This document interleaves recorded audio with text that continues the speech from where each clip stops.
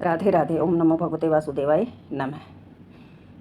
ओम अथ गर्भ गीता। श्री कृष्ण भगवान का वचन है, जो प्राणी इस गर्भ गीता का सद्भावना से विचार करता है, मनन करता है, तो वह पुरुष फिर गर्भवास में नहीं आता। अर्जुन बोले, हे कृष्ण भगवान, यह प्राणी जो गर्भ में आता है तो ये किस दोष से आता है? हे प्रभु, जो यह जन्मता है, मरता है, इस पर बहुत सारे जन्म के बाद रोग लग जाते हैं, फिर इसकी मृत्यु हो जाती है। ए स्वामी, ऐसा कौन सा कर्म है जिसके करने से प्राणी जन्म मरण के चक्कर से छूट जावे? श्री भगवान बोले, हे अर्जुन, यह मनुष्य अंधा भी है और मूर्ख भी है। जो संसार के साथ प्रेम करता है, प्रीति लगाता है, ये धन मैंने कमाया, ये मैंने पाया, मैं ऐसा कर दूंगा, मैं वैसा कर दूंगा, ऐसी चिंता इस प्राणी के मन में हमेशा रहती है। 8 पैर माया ही माया मांगता है। इन बातों से ही यह बार बार जन्म लेता है और मरता है, और इसी कारण ये गर्भ का दुख भी पाता है। अर्जुन बोले, हे कृष्ण भगवान, ये मन तो मस्त है और इसका हाथी नाई है। ये शरीर तो इतना, यो मन तो इतना मस्त है भाई, कुछ भी कर सकता है, और तृष्णा इसकी शक्ति है। और ये मन तो 5 के वश में है, काम, क्रोध, लोभ, मोह और अहंकार। और इन 5 में अहंकार बहुत बली है। तो ऐसा कौन सा यतन है जिससे मन वश में हो जाए? श्री भगवान बोले, हे अर्जुन, यह मन निश्चय ही हाथी का नाई है। तृष्णा इसकी शक्ति है। मन 5 के वश में है, अहंकार इनमें श्रेष्ठ है। ए अर्जुन, जैसे हाथी कुंडे का बांध दिया जाता है, जैसे हाथी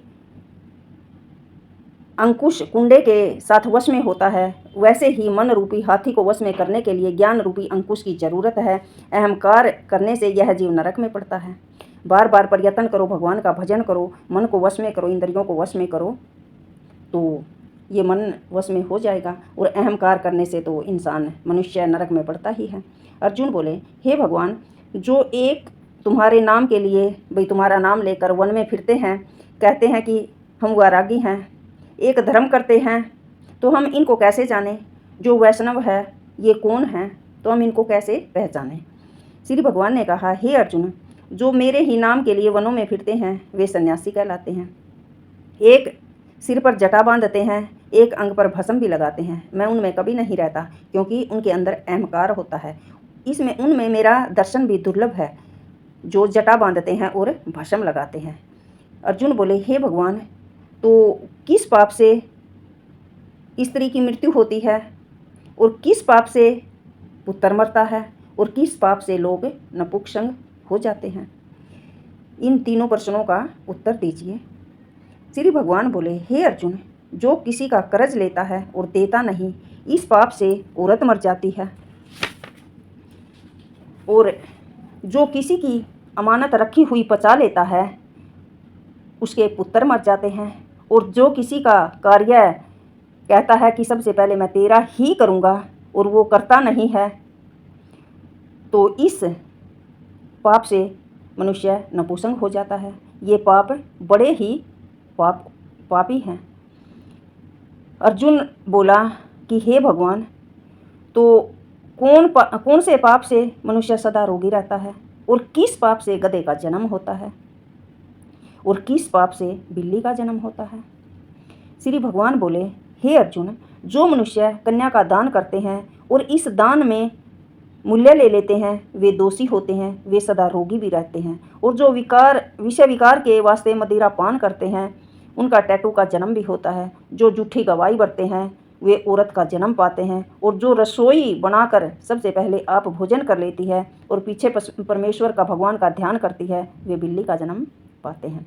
जो मनुष्य अपनी झूठी वस्तु दान करते हैं, वे भी औरत का जन्म पाते हैं, और वे औरत सदा गुलाम रहती हैं। तो अर्जुन ने कहा, हे भगवान, कई मनुष्य को तो तुमने बहुत सारा सोना दिया है, बहुत सारा धन दिया है, उन्हें ऐसा कौन सा पुण्य किया था?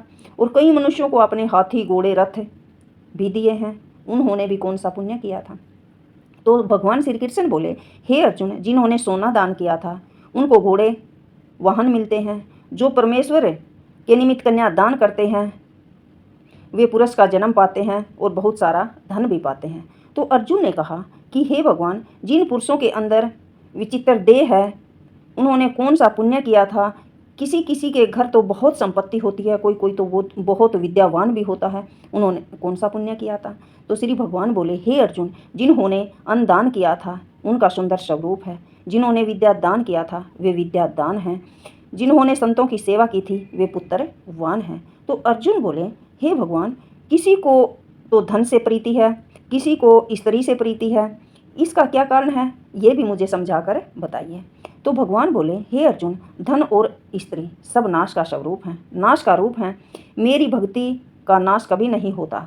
अर्जुन बोले, हे भगवान, यह राजपाट किस धर्म के करने से मिलता है, विद्या कौन से धर्म के करने से मिलती है। तो भगवान बोले, हे अर्जुन, प्राणी काशी में निष्काम भक्ति तपस्या करते हुए देह त्याग देते हैं वे राजा होते हैं, जो गुरु की सेवा करते हैं वे विद्यावान होते हैं। तो अर्जुन ने कहा, हे भगवान, किसी को तो अचानक धन बिना किसी परिश्रम के ही मिल जाता है, उन्होंने ऐसा कौन सा पुण्य किया था। तो श्री भगवान बोले कि हे अर्जुन, जिन्होंने गुप्त दान किया है उनको अचानक धन मिलता है, जिन्होंने परमेश्वर का कार्य किया और पराये कार्य संवारे हैं वे मनुष्य रोग से रहित हो जाते हैं और उन्हें धन भी बहुत मिलता है, इच्छाएं भी संपूर्ण हो जाती हैं। तो अर्जुन ने बोले, हे भगवान, कौन से पाप से मनुष्य अमली होता है और कौन से पाप से मनुष्य गूंगा होता है और किस पाप से मनुष्य कुष्ठी होता है। भगवान बोले, हे अर्जुन, जो आदमी नीच कुल की स्त्री से गमन करता है वह अमली होते हैं, जो गुरु से विद्या पढ़कर मुकर जाते हैं वे गूंगे होते हैं, जो गो घात करते हैं वे कुष्ठी होते हैं। तो अर्जुन ने कहा, हे भगवान, जिस किसी पुरुष की देह में रकत का विकार होता है वह किस पाप से होता है और वे दरिद्र कैसे होते हैं, और किसी के तो खंडवायु भी होती है, कोई तो अंधे भी होते हैं, कोई तो लंगड़े मतलब पंगु भी होते हैं, ये कौन से पाप से होते हैं। कई स्त्रियां तो बाल विधवा भी हो जाती हैं, तो ऐसा कौन सा पाप है जिससे ये सब होते हैं।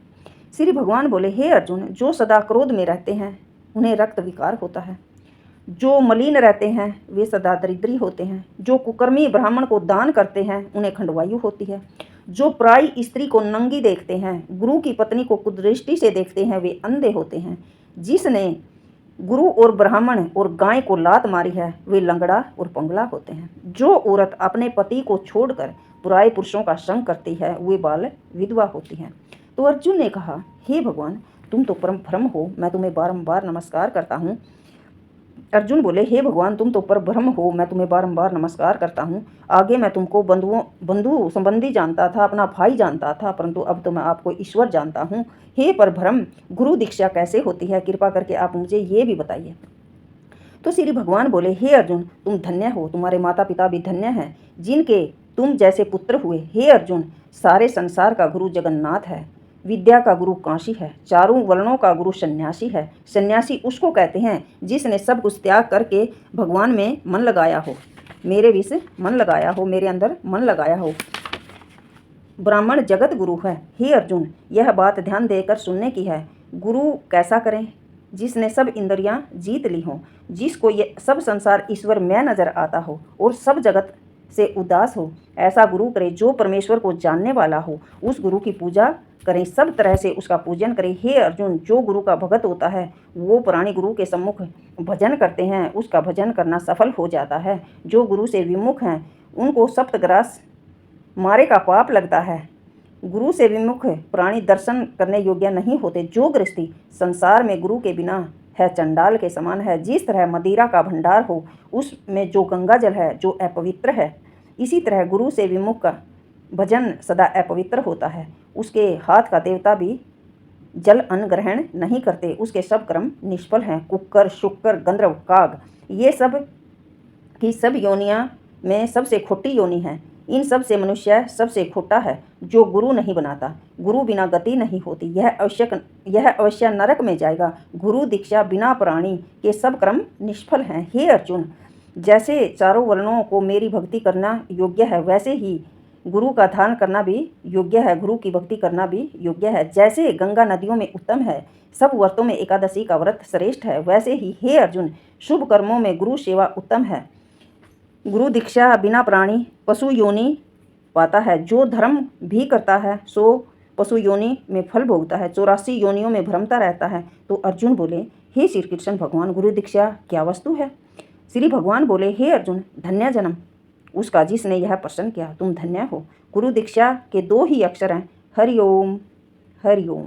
इन अक्षरों को गुरु कहता है। यह चारों वर्णों को अपनाना श्रेष्ठ है।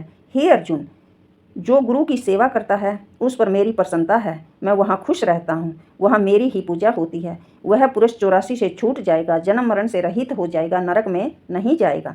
जो प्राणी गुरु की सेवा नहीं करता वह 3.5 करोड़ वर्ष तक नरक भोगता है। जो गुरु की सेवा करता है उसको कई अश्वमेघ यज्ञ के पुण्य का फल मिलता है। गुरु की सेवा ही मेरी सेवा है। हे अर्जुन, हमारे तुम्हारे स्वाद को जो प्राणी पढ़ेंगे और सुनेंगे सो गर्भ के दुख से बच जाएंगे, उनकी 84 कट जाएगी। इसी से इस पाठ का नाम गर्भ गीता है। श्री कृष्ण भगवान जी के मुख से अर्जुन ने श्रवण किया, गुरु दीक्षा लेना उत्तम कर्म है। उसका यह फल है कि नरक की 84 से जीव बचा रहता है।